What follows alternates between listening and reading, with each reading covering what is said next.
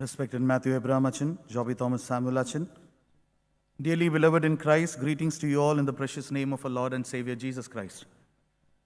It gives me great joy to be with you all this morning, to partake in this Holy Communion, and to have this fellowship in the Lord.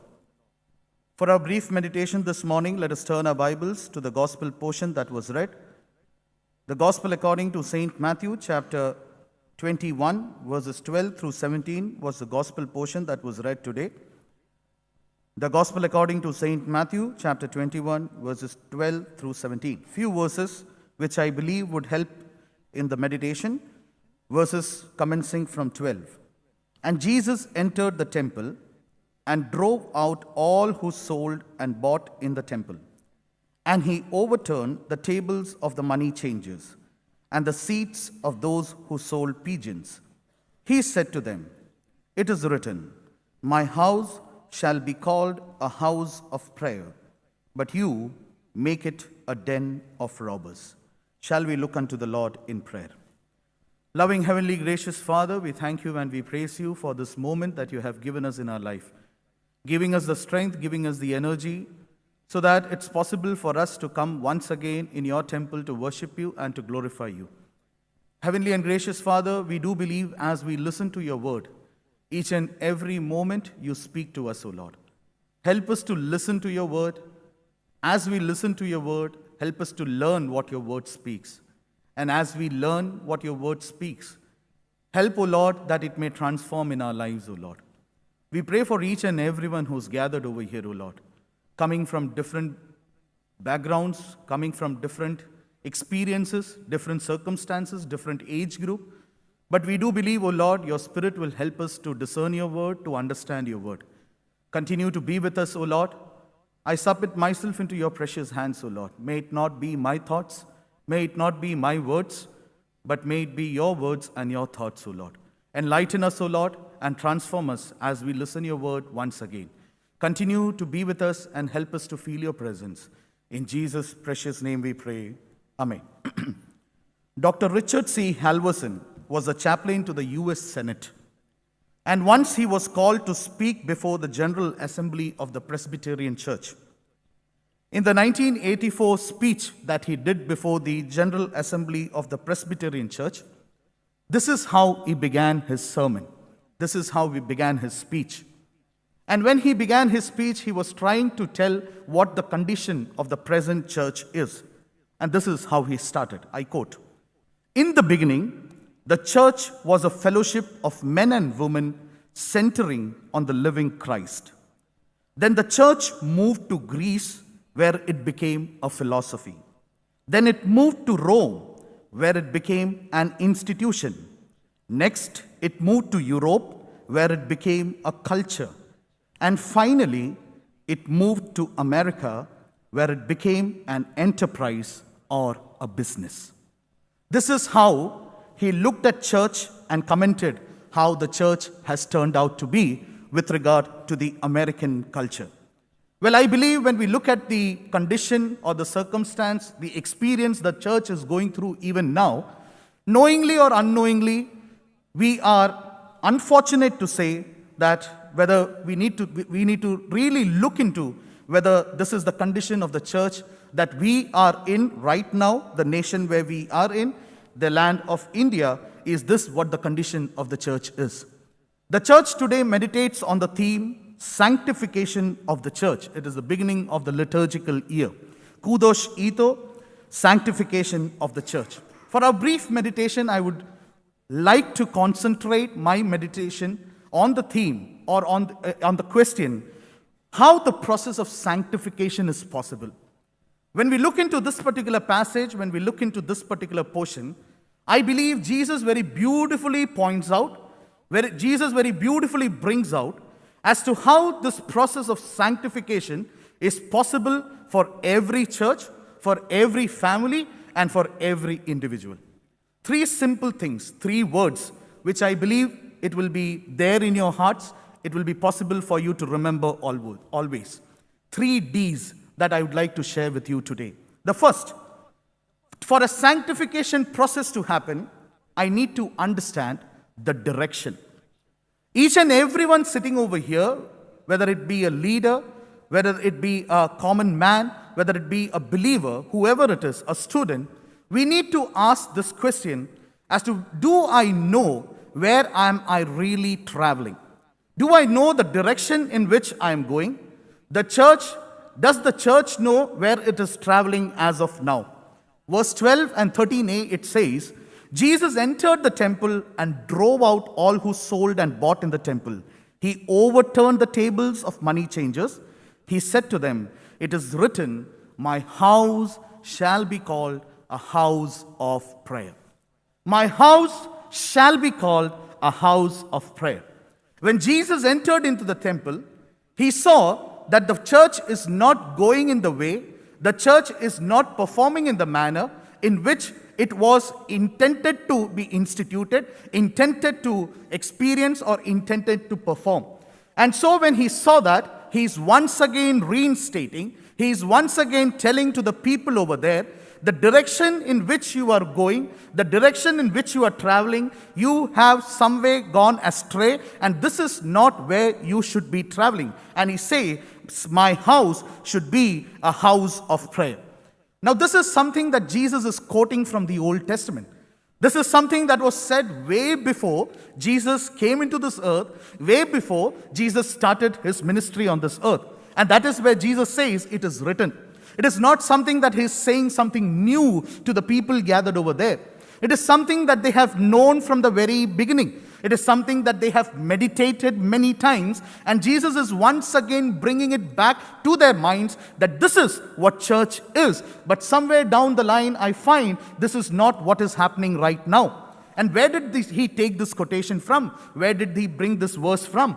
When we look into the book of prophet Isaiah chapter 56, verses 6 and 7, there we see that the same verse is quoted over there.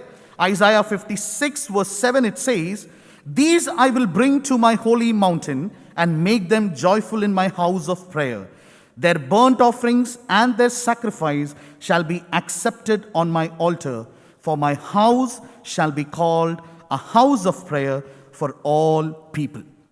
Now, when Jesus said this, it is not only prayer that Jesus is mentioning, but along with prayer, there are many things that need to happen in a church. And that is what is recorded in Isaiah chapter 56, verse 7. It is a place where people need to rejoice. It is a place where people bring in their offerings. It is a place where people decide to sacrifice as well as be a sacrifice for the Lord. Verse 6, it says, "The foreigners who joined themselves to the Lord, to minister to him, to love the name of the Lord, and to be his servants, everyone who keeps the Sabbath and does not profane it, and holds fast my covenant." So the place that Jesus intended the church to be, the temple to be, it was a place of gathering wherein all these things would happen. There would be worship, there would be praise, there would be sacrifice, there would be love, there would be service that would be taking place. But unfortunately, when Jesus entered the temple, when Jesus looked at the things happening in the church, he was not able to find these elements, which was very much necessary things, requirements for a church. Recently, I read a beautiful book titled The God Chasers, written by Tommy Tenney.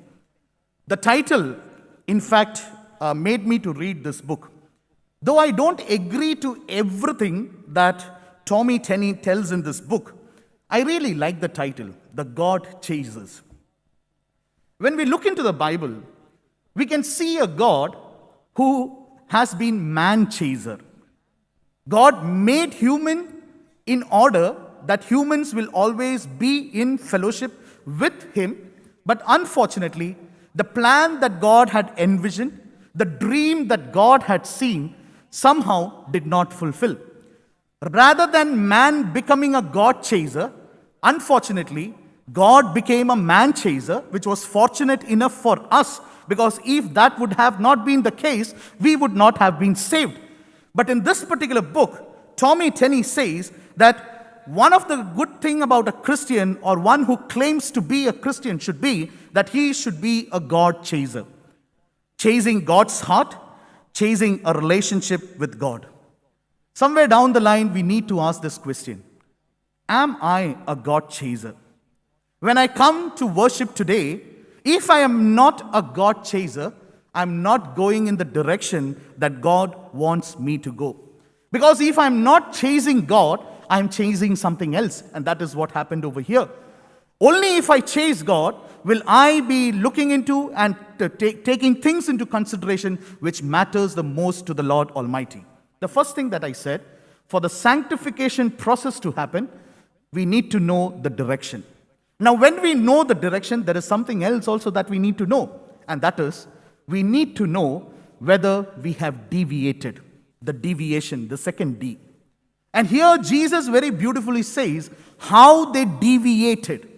He uses a beautiful phrase, simple, one sentence, one phrase that he uses, and he says, my house was supposed to be called as a house of prayer, but you have made it a den of robbers. Beautifully. He has put forth everything in that. You have made it a den of robbers. He didn't have to elaborate what was going on over there. But with that simple phrase, it was possible for him to tell what has happened right now over here. You have made it a den of robbers. Now, what is a den? Den is something that is very familiar to each and every one of us. Even little children know what a den is. A den is a kind of an enclosure, a kind of a cave, a kind of a place for refuge and protection and shelter. That is what a den is. But when Jesus says that you have made my house a den of robbers, what is it that Jesus is intending we need to understand? Jesus says the temple of God, which was meant solely for worship, which was meant solely for healing, which was meant solely for service and sacrifice, has now been corrupted and a kind of hiding place, a kind of disguise, a kind of shelter for the wicked people who want the other people to fly away. That is what the church has become now, is what Jesus is saying. The church was intended to be pure. The church was intended to be a worship place. But now this has become a den, wherein this is a very beautiful hiding place. Nobody will come in. Nobody will come to know that it is corrupted. Because of the exteriors, nobody will come to know. But Jesus says, I know you have deviated from the path. How the deviation has taken place? Jesus beautifully says, it has changed from a place of honesty to dishonesty. The money changers were required. The people who sold animals were required because sacrifices were being offered.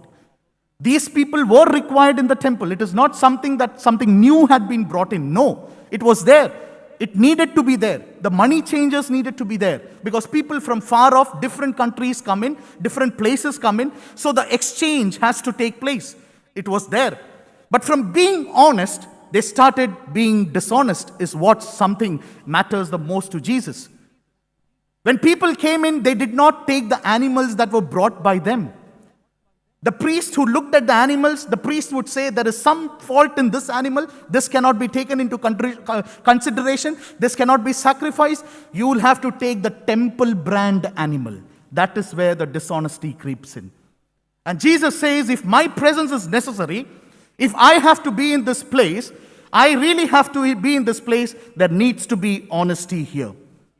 And second, I believe, when he says that his house was a house of prayer, he says, and when we analyze our own church, our own system, from being a house of prayer, today, knowingly or unknowingly, our house has become a house of programs. Too many programs, many programs, one after the other. And we all are responsible. We Achans are responsible. Because when someone new comes in, I want to invent in, I want to put in many more things. So that by the time I go, people will say, it is this Achan who did it. So one after the other, it is programs that is being there. But a question that Jesus wants to ask each and every one of us today, all the organizational leaders, the leaders who we claim to be, it is a question I believe Jesus is asking to each and every one. Have I changed this place of prayer into a place of programs? Am I doing things only for the sake of programs? That is something Jesus is asking to each and every one of us today. The church was solely to be a house of prayer. But have we transformed it Have we changed it from being a house of prayer to a house of program? And the third thing that they deviated, I believe, from a place of healing to a place of hurting. The church, from being a place of healing, they deviated to a place of hurting. Verse 14 it says, the blind, the lame came to him in the temple, and he healed them. But when the chief priests and the scribes saw the wonderful things that he did, and the children crying out, they were indignant. Beautiful things happening. The church was, what was intended of the church that was happening in the presence of Jesus, but the chief priests and the scribes, they were not enjoying it. We need to ask a question. When we come and worship, my presence, my talk, my attitude, is it bringing in a healing to the person who's sitting just next to me? I don't know how the case is here, but since this I'm new, I'm yet to find out how things are. I can say it in my initial days. But as I go on, I may not be able to say, because I'll come to know who is who and who is where. I don't know, every church, I do believe, has reservation seats. I don't know if it is there right now in this church. Since I am new, I can say, from my own experience, this is not something that I've heard, this is something I have experienced. In one of the churches that I served, I will not name the church because you will go and find out who it is. But since there are 4 or 5 churches that I've been, it will be a little struggle for you to find out where exactly this place is. In one of the churches that I served, Saumya's parents once visited us. And when they visited us, they made it a point that they attend a church service. So Sunday morning, I had to go early, as I was the one who was taking the Holy Communion. And Saumya, I called up one of the youths and arranged for Saumya and parents to reach church before the service begins. Saumya and parents, they reached church, and Appa, as he entered the church, he came and sat on one of the chairs that was there in the front. Now, that particular chair was reserved for one of the main persons of the church. This person came in, he saw somebody sitting on the chair, he asked him to get up. My Appa got up, he sat, and by the time he got up, there was no more chairs to sit. So one uncle from the choir, he got up from his seat, he gave his chair, and my Appa sat over there. After the service, everything got over. Till this date, Appa has not told me that this has happened. But after the service got over, this member who gave the chair from the choir, he came and told me, Achan, this thing happened today. And during the announcement time, the secretary informed the gathering that today our Saumya Kochama's parents have accompanied for our service. And when Appa stood up, it is at that time I am realizing, noticing the change that was there in this person's face. How is it that I give in or make people comfortable when they come over here to worship? How has been my attitude? Since long I have been coming. Since long I am attending. So many sermons I have heard. So many sermons I might have given. But what is the change that has happened in me? Have I made it possible for my church to be a place of healing rather than being a place of hurting? And Jesus says a sanctification needs to take place. A purification needs to take place. And unless and until this purification doesn't take place, I believe if this is happening here, this is not a house of prayer, this is a den of robbers. Sorry to say so. I don't know what the condition is. But if this is what is prevalent over here, I would very surely and assuredly say, this is not a house of prayer. This is a den of robbers, what Jesus wants to change. 2 things I said. 1, if there is a sanctification process that needs to happen, I need to know the direction. Am I traveling in the right way? Along with knowing the right direction, I need to know whether a deviation has taken place in my community, in my church. And the third and the most important process that needs to happen in a sanctification process, it is a decision. A decision whether I'll change or not. Am I ready to be clean and holy? The sole purpose of Jesus coming to this world was to make us all holy. And what better definition can God through Paul say that we are the temple of God?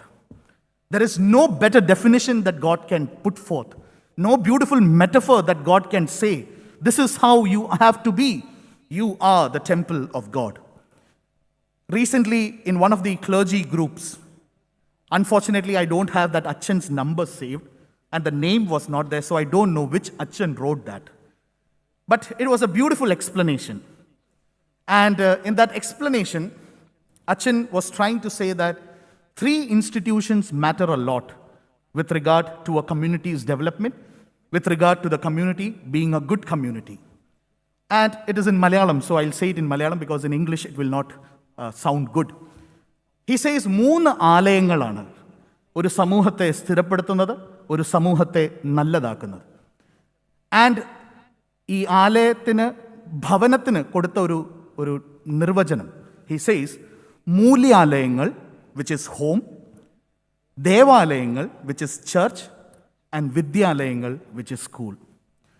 I love the term that he used for home, bhavanam. It is മൂല്യാലയങ്ങൾ. A place where values are instilled. A place where values are transferred. മൂല്യാലയങ്ങൾ. ഇത് 3 ശരിയായെങ്കിൽ മാത്രമേ ഒരു സമൂഹം ഏറ്റവും beautiful ആയി തീരത്തുള്ളൂ. And with we being the temple of God, we need to ask ourselves, how holy am I? The sanctification of the church is required, but more than that, I believe the sanctification of each and every believer, the sanctification of each and every Christian is required for the sanctification of the church to be possible. It is a warning that God is giving. When Jesus says that you are the temple of God, you will never keep the church dirty. The church is always neat and clean. In the same way, Jesus is saying, if I want to reside in this place has to be neat and tidy. In the same way, you and me, we need to be neat and tidy because God will not dwell in a dirty place. For God to dwell, the place has to be made clean. For God to dwell, the place has to be made beautiful. And the responsibility is solely on you and me.